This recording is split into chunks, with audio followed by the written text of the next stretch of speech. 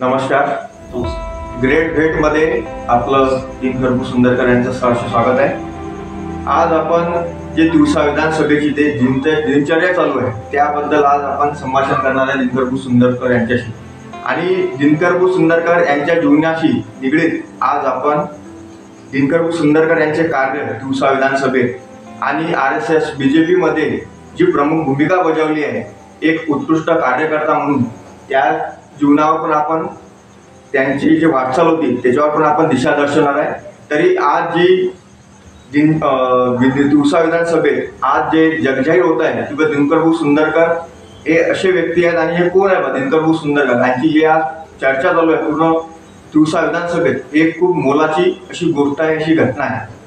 दिनकर सुंदरकर हे एका गरीब कुटुंबातील व्यक्ती आहे आणि गरीब कुटुंबातून त्यांनी कसं गव्हर्नमेंटचे जे कामं असते, सरकारचे जे कामं असते, जे सरकारने जे कामं केलेले होते ते यांनी जिल्हास्तरीयवरचे कामं, तालुकास्तरीयवरचे कामं कसे गावातील प्रत्येक घरात, प्रत्येक कुटुंबात, प्रत्येक व्यक्तीपर्यंत पोहोचावे हे उत्कृष्ट काम असं यांनी दिवसा विधानसभेत केलेलं आहे.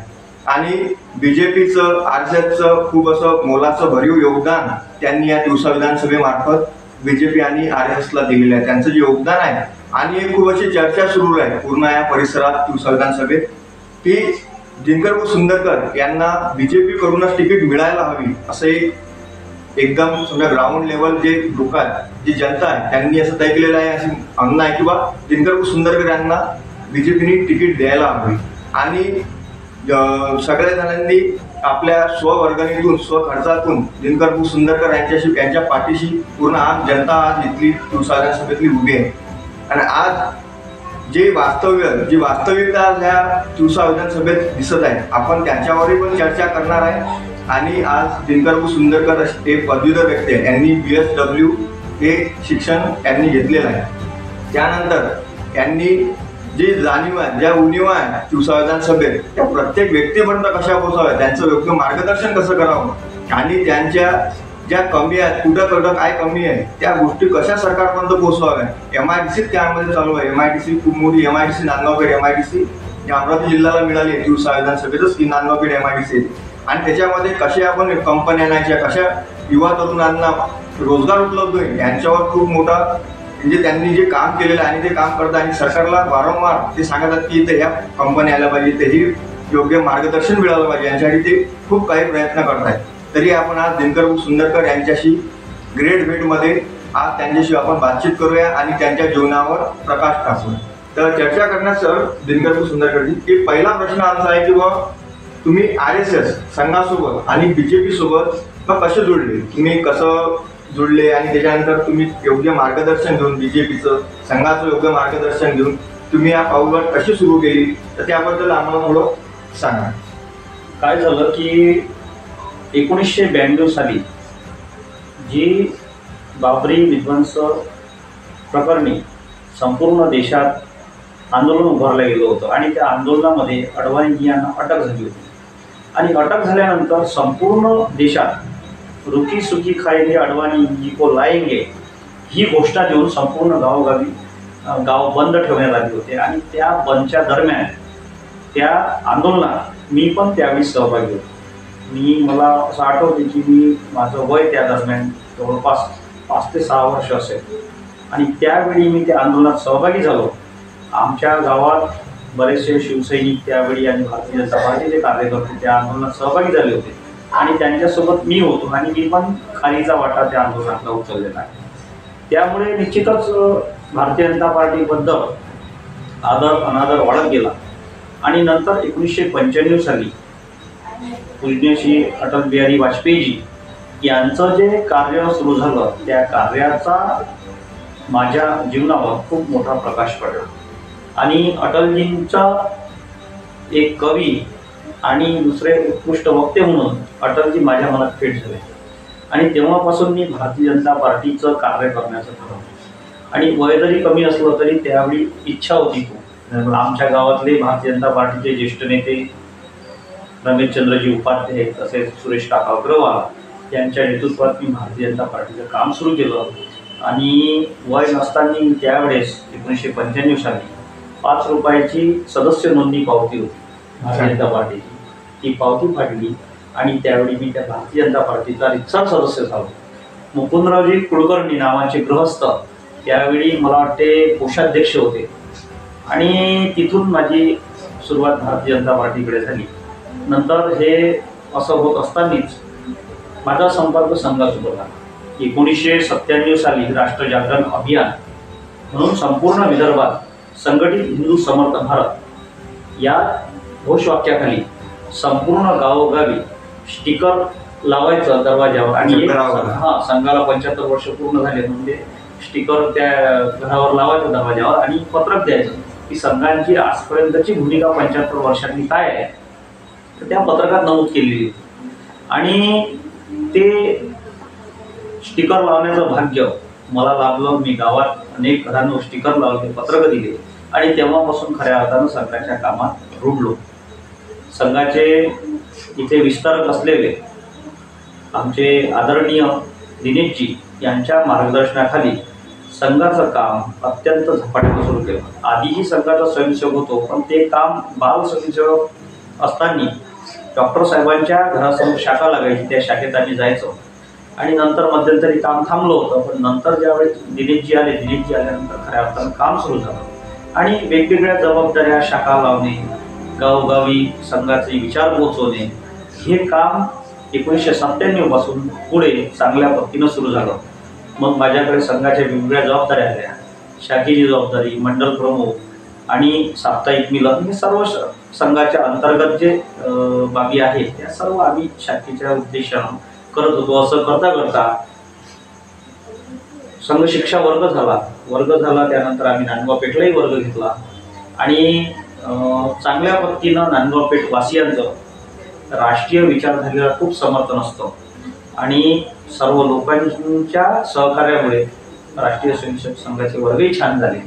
आणि असं करत संघ शिक्षा वर्ग झाला. त्यानंतर आम्ही नांदगाव पेठलाही वर्ग घेतला आणि चांगल्या पद्धतीनं नांदगाव पेठ वासियांचं राष्ट्रीय विचारधारेला खूप समर्थन असतं आणि सर्व लोकांच्या सहकार्यामुळे राष्ट्रीय स्वयंसेवक संघाचे वर्गही छान झाले. आणि असं करत माझ्याकडे तालुक्याच्या, जिल्ह्याच्या जबाबदाऱ्या आल्या. त्या जबाबदाऱ्या माझ्या ताकदीनुसार मी पार पाडल्या आणि नंतर मग 4 वर्ष आधी भारतीय जनता पार्टीचा मी ओबीसी मोर्चाचा जिल्हा सरचिटणीस म्हणून काम केलं. आणि हे काम करत असताना ओबीसी समाजाच्या ज्या अडचणी शासन स्तरावर होत्या त्यामध्ये प्रमुख अडचण म्हणजे एम्पिरिकल डेटाची होती आणि ते एम्पिरिकल डेटा कलेक्ट करावा. त्यावेळेस शिवसेना, काँग्रेस आणि राष्ट्रवादी काँग्रेसची सत्ता होती. त्या दरम्यान आम्ही आंदोलनात भूमिका पण घेतली आणि आंदोलक भूमिका घेऊन रास्ता रोको आंदोलन केलं. राष्ट्रीय महामार्ग मुंबई कलकत्ता जो महामार्ग आहे तो महामार्ग जाम केला. अनेक पोलीस बंदोबस्त होता, त्या पोलीस बंदोबस्त टाकला, अटक सुद्धा करण्यात आली. आणि ओबीसी समाजाच्या ओबीसी मोर्चाचं काम माझ्याकडे नसल्यामुळे ओबीसी समाजाच्या अडचणी, ओबीसी समाजाचे विचार, ओबीसी समाजाच्या समस्या प्रकर्षानं मांडण्याचं मला एक चांगलं माध्यम मिळालं. आणि सुरुवातीपासूनच आपण पाहिलं की मी अत्यंत सामान्य परिस्थितीतला कार्यकर्ता म्हणून मी काम केलं, निस्वार्थ भावनेनं काम केलं. शेतकऱ्यांच्या पिकाला योग्य भाव मिळावा यासाठी माझी भूमिका होती. शेतकऱ्यांच्या शेताला रोजगार हमी योजनेअंतर्गत 1 लाख रुपयाची विहीर 2007 मध्ये मंजूर व्हायची. त्यावेळी मी शासनाला मागणी केली की हे 1 लाख रुपयात विहिरीचं बांधकाम पूर्ण होत नाही, म्हणून शेतकऱ्यांना एकतर बोरवेलची परमिशन द्यावी किंवा 1 लाख रुपयावरून निधी तो वाढवून देण्यात यावा. नंतर तो निधी कालांतरानं 2.5 लाखावर गेला. म्हणजे ते एक माझी फार मोठी उपलब्धी होती की 1 लाखाचा निधी 2.5 लाखावर गेला आणि 2.5 लाखावर गेल्यानंतर शेतकऱ्यांना मोठ्या प्रमाणात रोजगार हमी योजनेअंतर्गत आपल्या विहिरीचे बांधकाम केले आणि पर्यायाने शेती सिंचनाखाली आली. सिंचनामुळे शेतकऱ्याचं उत्पन्न वाढलं. त्यानंतर दुसरं माझं मत होतं असं की शेतकऱ्यांसाठी पानन रस्ते खूप महत्त्वाचे होते. तर आमच्या एका भागात रेल्वे लाईन कडनं त्या रस्त्याची डागडुगी किंवा रस्ता व्यवस्थित केला नव्हता, म्हणून आम्ही रेल रोको आंदोलन केलं आणि ते पण मागणी आम्ही पूर्ण करून घेतली. आज त्या रस्त्यानं, ज्या रस्त्यानं पायी जावं लागत होतं त्या रस्त्यानं आज ॲटो, टू व्हीलर भर पावसातही शेतापर्यंत जाते आणि शेतकऱ्याचा माल अन्नधान्य हे सुखरूप त्याच्या घरापर्यंत पोहोचतं. ही फार मोठी उपलब्धी झाली. आता असे अनेक पैलू असतील की डीपीचं आंदोलन असेल, आखाडीच्या दिवशी डीपी शेतकऱ्यांना पाणी द्यायचं होतं, पाऊस नव्हता मागील वर्षी, डीपीसाठी आंदोलन उभारलं. त्यानंतर सौर ऊर्जा सर्वांना देण्यात यावी, शेतकऱ्यांना मागेल त्याला सौर ऊर्जा देण्यात यावी असं माननीय मुख्यमंत्री शिंदेजी यांना मी मेल केला होता. त्या मेलचाही खूप चांगला प्रतिसाद आला आणि पावसाळी अधिवेशनात ती मागणी सुद्धा मंजूर झाली, शासनाने जाहीर केली. संत्रा प्रकल्प आपल्या इथे यावा, पंचतारांकित MIDC मध्ये तो व्हावा आणि इच्छा ज्या ऑरेंज सिटी म्हणून आपल्या जिल्ह्याला, नागपूर जिल्हा आणि अमरावती ओळखला जातो, या भागात तो प्रकल्प जर झाला तर त्या प्रकल्पाच्या माध्यमातून संत्रा उत्पादक शेतकऱ्यांचे दिवस चांगले येतील. यासाठी मी शासनाला आग्रही भूमिका घेईन की संत्रा प्रकल्प सुद्धा आपण नांदगावपेठ पंचतारांकित MIDC मध्ये उभा राहावा. त्याचे दोन फायदे होते. एक तर संत्र्याला भाव चांगला असतो, दुसरा फायदा असा होता की शेतकऱ्यांच्या मुलांना तिथेच काम मिळत होतं, म्हणजे स्थानिक लोकांना रोजगारी मिळाला असता आणि शेतीमालाला भावही मिळाले. असे अनेक आंदोलन या माध्यमातून उभारले आणि बऱ्याचशा मागणीला यश मिळालं. तर खूप चांगले तुम्ही पर्याय, खूप चांगलं असं इथलं जे मार्गदर्शन तुम्ही प्रत्येक व्यक्तीला देताय, युवांना देताय, शेतकऱ्यांना देताय, प्रत्येक चळवळीमध्ये तुम्ही तुमचं योगदान देण्यात. यात तुम्ही भ्रष्टाचार संघर्ष संमेलन समितीमध्ये पण तुम्ही मार्गदर्शन दिलेलं आहे. तर जे जनतेचं जे जनतेच्या ज्या मनात आज आहे की दिनकरजी सुंदरकर इथली उमेदवारी घ्यावी आणि इथून उभे राहावे असं जनतेच्या मनात आहे. तर जनतेच्या मनात जे चालू आहे किंवा तुम्हाला BJP कडून उमेदवारी मिळाली पाहिजे आणि तिवसा विधानसभेबद्दल तुमच्या मनात काय इच्छा आहे की बा ही उमेदवारी आम्हाला BJP कडून मिळाली पाहिजे आणि जनतेने जे तुम्हाला कौल दिलेलं आहे की नाही आम्हाला दिनकरजी सुंदरकर हा जे कार्यकर्ता आम्हाला इथल्या तिवसा विधानसभेचा भावी आमदार असावा अशी इथल्या जनतेची इच्छा आहे. तर तुम्ही त्या जनतेबद्दल आणि इथल्या तिवसा विधानसभेबद्दल तुम्ही आम्हाला काय सांगू इच्छा किंवा तुम्हाला तुमची विचार विनिमय काय आहे ते आम्हाला थोडं सांगा. कसं आहे की राजकारणात उद्याचं काय होणार हे महत्त्वाचं नसून आज काय सुरू आहे हे खूप महत्त्वाचं असतं. तेही बरोबर. आणि कसं आहे की आपण एकंदरीत महाराष्ट्राचं जे राजकारण बघितलं, या राजकारणात खूप मोठे फेरबदल झालेले आहेत आणि स्थानिक कार्यकर्ता, निष्ठावान कार्यकर्ता आणि ज्या कार्यकर्त्यांना आयुष्य पक्षाच्या या संघटनेच्या वैभवासाठी खर्ची घातलं अशा कार्यकर्त्यांना संधी मिळावी या मताचा मी आहे. आणि लोकांची भूमिका योग्यच आहे की लोकांची मागणी आहे की तुम्ही उभं राहिलं पाहिजे आणि तुम्ही नेतृत्व केलं पाहिजे. कारण ज्या मी फील्डमधून गेलेलो आहोत त्या अनेक गोष्टी ग्राउंडवरच्या ज्या आहेत त्या मला कल्पना आहे त्या गोष्टी. आणि काय होतं नेमकं की पक्ष आज त्या पद्धतीचे राहिलेले नाही, कोणताही पक्ष असो. बरोबर. पक्ष हा आर्थिक संपन्न पैशाचे धनशक्ती ते असल्यामुळे तर पैशाच्या ह्याच्यामुळे. आणि मी सर्वसाधारण घरातला आहे, माझ्याकडे प्रॉपर्टी नाही, घर आहे, शेती आहे थोडीफार आणि अशा परिवारातून मी आलेलो आहोत. आणि लोकांचा आग्रह असा आहे की मला बरेच लोकांचे फोन पण येणं सुरू झाले की तुम्ही उमेदवारी घेतली पाहिजे आणि तुम्ही लढलं पाहिजे. कारण तुम्ही सर्वसामान्य कार्यकर्त्या आणि एक सर्वसामान्य कार्यकर्ता दुसऱ्या सर्वसामान्य कार्यकर्त्याच्या भावना समजून घेऊ शकतो, त्यामुळे पाठीशी आहे. माझ्याकडे पैसा नाही, काही नाही, पण लोकांचं प्रेम एवढं आहे की लोक वर्गणीतून लोकांची इच्छा आहे की तुम्ही उभं राहावं, आम्ही वर्गणी एकत्रित करतो आणि तुम्हाला उभं करतो. आता हे जे सर्व आहे हे ठीक आहे, परंतु पक्ष काय भूमिका घेते यावर खूप अवलंबून असतं. भारतीय जनता पार्टी ही गोड फुटाने खाऊन मोठी झालेली पार्टी आहे, त्यामुळे 2 पासून तर 250पर्यंत खासदार भारतीय जनता पार्टीचे आपण पाहिलेले. आणि हे सर्व करत असताना परमपूज्य पंडित दीनदयाल उपाध्यायजी, श्यामाप्रसादजी मुखर्जी यांच्या त्यागातून आणि शेकडो कार्यकर्त्यांच्या बलिदानातून भारतीय जनता पार्टी आज दिमागदार पद्धतीनं तुमच्या आमच्यासमोर दिसत आहे. आज जी भारतीय जनता पार्टीची वाटचाल आहे ती वाटचाल एक सोपी नव्हती. खडतर वाटचालीतून भारतीय जनता पार्टीनं मार्गक्रमण करत आज भारतीय जनता पार्टी देशाचं नेतृत्व करत आहे. पर्यायानं जगाच्या इतिहासात नव्हे तर जगाच्या संपूर्ण एकंदरीत पाहणी केली आपण तर सर्वांमध्ये प्रभावशाली म्हणून भारतीय जनता पार्टीचे लोकप्रिय प्रधानमंत्री माननीय श्री नरेंद्रजी मोदी यांच्या नेतृत्वात संपूर्ण जगात आज आपली मान उंचावली गेली. त्यामुळे कसं आहे की पक्षानं जर मला तिकीट दिली आणि पक्षाला जर मी योग्य वाटलो तर जनसामान्यांच्या भावनांचा कुठेतरी आदर केला जाईल असं मला वाटतं. आणि पैसा सर्व काही नसतो, कर्म कर्तृत्व हे खूप महत्त्वाचं असतं आणि ज्याचं कर्म कर्तृत्व असतं त्याला पैशाची गरज नसते. असे अनेक उदाहरणं आपण पाहिलेले.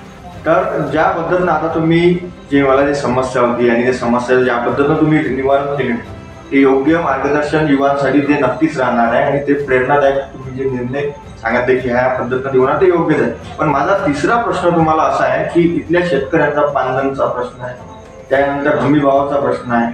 तर त्याच्यावर तुम्ही आम्हाला योग्य मार्गदर्शन द्या की पानगणचा जो प्रश्न आहे आणि जो हमीभावाचा प्रश्न आहे जे शेतकऱ्यांची मेन प्रश्न आहे, कधी भाव मिळते तर बरोबर मिळत नाही बाजारपेठेत, तर त्याबद्दल तुमचं काय प्रतिक्रिया आहे? काय झालंय की विदर्भ तसाही महाराष्ट्राच्या तुलनेत विदर्भाचा विकास शेतीविषयक झालेला नाही.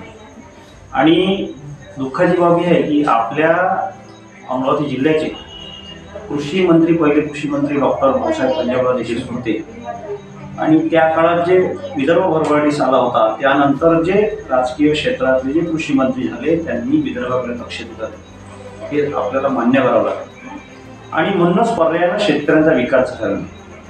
आणि हा शेतकऱ्यांचा विकास जर खऱ्या अर्थानं आपल्याला करायचा असेल तर यासाठी शेतकऱ्यांच्या शेतीमालाला हमीभाव शासनाने जाहीर केला पाहिजे. आणि तो हमीभाव केवळ जाहीर करून न देता त्याचे संकलन केंद्र ज्यावेळेस शेतकऱ्याचा माल निघेल त्यावेळेस सुरू करायला पाहिजे. काय होतं की सरकारी संकलन केंद्र हे शेतकऱ्यांचा माल अर्धा मार्केटला गेल्यानंतर सुरू होतं आणि म्हणून शेतकऱ्यांना योग्य भाव मिळत नाही. हे जर केंद्र आधी सुरू केले आणि जर समजा शेतकऱ्यांच्या हिशोबानं जे जे उत्पन्न शेतकरी पिकवतो त्या उत्पन्नाचा जर आपण विचार केला तर शासनानं प्रत्येक उत्पन्नाचा दर ठरवून दिला तर शेतकरी त्या हिशोबानं शेतीची पेरणी करेल. आणि पर्यायानं काय होईल तर त्याला जे सर्वसमावेशक ज्याला पेरणी म्हणतो आपण, गहू असेल, उडीद असेल, चणा असेल, हरभरा असेल, वेगवेगळे पिकं आहेत तर ते पिकं त्याला सोयीनं घेता येईल. तर हे झाली एक मुख्य अडचण. आणि यासाठी शासनाने हमीभाव जाहीर करावा ही माझी आग्रही भूमिका आधीपासून होती, आहे आणि राहील. दुसरा विषय असा आहे की कृषीप्रधान देश आपण म्हणतो, देशाला स्वातंत्र्य होऊन 75 वर्ष पूर्ण झाले आणि आजही देशातील शेतकऱ्यांच्या शेतात जाणारे पानन रस्ते हे अजूनही जशीच्या तसे. तो मोठा प्रॉब्लेम आहे. आणि काय झालं की ज्या कंत्राटदाराला हे ठेके दिले गेलेले आहे पानन रस्त्याचे त्यानंच तो रस्ते चौपट करून टाकलेले आहे. म्हणजे शासनानं जरी वेगवेगळ्या त्या रस्त्यावर खर्च केला असेल पण त्या ठेकेदारानं कुठंतरी मलिदा खाऊन त्या रस्त्यावर जे योग्य पद्धतीनं काम न केल्यामुळे ते रस्ते आजही डबवीस झालेले आहेत. तर सर्वप्रथम पानन रस्ते जर झाले तर पानन रस्ते करून शेतकरी सिंचनाखाली आपल्या जमिनी आले आणि सिंचन वाढलं तर त्यानंतर सौर ऊर्जेची आपण जे मागणी शासनाला केली होती की मागेल त्याला सौर ऊर्जा देते. शासनाच्या काही अटी एवढ्या जाचक असतात की त्या अटीमुळे शेतकऱ्यांना अनेक योजनांचा लाभ मिळत नाही. आता ज्यांच्या शेतातून वीज गेलेली आहे किंवा विजेचे खांब गेलेले आहे त्या शेतकऱ्यांना सौर ऊर्जा मिळत नव्हती. आणि त्यामुळे काय होत होतं की वीज एकतर दिवसभर वीज मिळत नव्हती, रात्रीची वीज मिळायची, 6 घंटे 4 घंटे सकाळची मिळायची, 6-7 घंटे रात्रीची मिळायची. त्यामुळे शेतकऱ्यांचं ओलीत पूर्ण व्हायचं नाही. आणि म्हणून शेतकरी सिंचन सुविधा असावी यासाठी सौर पॅनलच्या मागं लागतात. आणि सौर पॅनलच्या अडचणी ह्या करून ठेवल्या होत्या की त्याच्या शेतातून जर खांब गेला असेल, विद्युत पुरवठा गेला असेल त्याला देणार नाही. त्यामुळे अनेक शेतकरी अडचणीत आले. ही अडचण प्रामुख्याने आपण दूर करण्याचा प्रयत्न करू. सोबतच शेतकऱ्याला जी शेतातली जी अंतर्गत मशागतीची जी कामे जी असतात तर माझं स्पष्ट मत आहे की ही कामे रोजगार हमी योजना वाढते करावी जेणेकरून शेतकऱ्यांच्या आर्थिक उत्पन्नात वाढ होईल आणि त्याची आर्थिक बचत होईल. आणि शेतकऱ्यांनी पण नाहक खर्च फवारणीचा असेल, खताचा असेल ह्या करू नये. शासनाच्या अनेक टीम्स काम करतात यासाठी, अनेक संशोधक यासाठी काम करतात. त्या संशोधकांचं मार्गदर्शन योग्य वेळी योग्य फवारणी करावी असं माझंही मत यावेळी मी आपल्याला सांगू इच्छितो. जी आज तुम्ही RSS आणि BJP मधलं जे काम केलेलं आहे हे खूप असं मोलाचं कार्य तुम्ही केलेलं आहे. आणि ज्या प्रकारे शेतीबद्दल संत्र्याबद्दल जे तुम्ही मांडलेली आहे तुमची भूमिका हे खूपच चांगली अशी भूमिका इथल्या शेतकऱ्यासाठी पण आहे आणि इथल्या तरुणांसाठी पण. तरी एक माझ्या मनात असा एक प्रश्न आलाय की तुम्ही इथे 5 तारखेत MIDC आहे, खूप अशी मोठी MIDC अमरावती जिल्ह्याला लागली, ते नांदगावपेठ MIDC. तर त्या नांदगावपेठ MIDC मध्ये युवांना, तरुणांना आणि त्यांच्या परिवारांना तिथं कोणत्या पद्धतीनं रोजगार उपलब्ध होईल?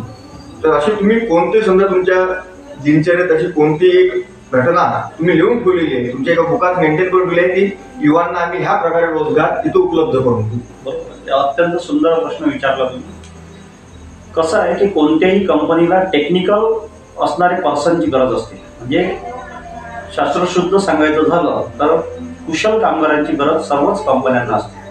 आणि कुशल कामगार आपल्या इथं निर्माण होण्याची जी फॅक्टरी आहे ती नाही. त्यामुळे UP, बिहार या परराज्यातून लोक येतात आणि आपल्या इथे काम करतात. आपण कायमस्वरूपी म्हणत असतो की स्थानिकांना रोजगार मिळत नाही, स्थानिकांना रोजगार मिळत नाही. पण अडचण कुशल आणि अकुशल जी असते त्यामुळे तो रोजगार मिळत नाही. त्यानंतर माझी भूमिका काय असेल तर समजा विधानसभेतल्या लोकांनी जर मला भरभरून प्रतिसाद दिला, प्रेम दिलं आणि पक्षाने जर माझा विचार केला तर माझी पुढची भूमिका असेल की इथे टेक्निकली प्रशिक्षण जे आहे ते प्रशिक्षण देण्याचं काम आम्ही सर्वप्रथम करू. शासनाच्या माध्यमातून अनेक बेरोजगार युवकांना, युवतींना टेक्निकली प्रशिक्षण देऊ आणि ज्या कंपनीला ज्या पद्धतीनं कुशल कामगार हवे त्या पद्धतीचं प्रशिक्षण युवकांना देऊन ते शिकलेले युवक त्या कंपनीमध्ये नोकरी करतील आणि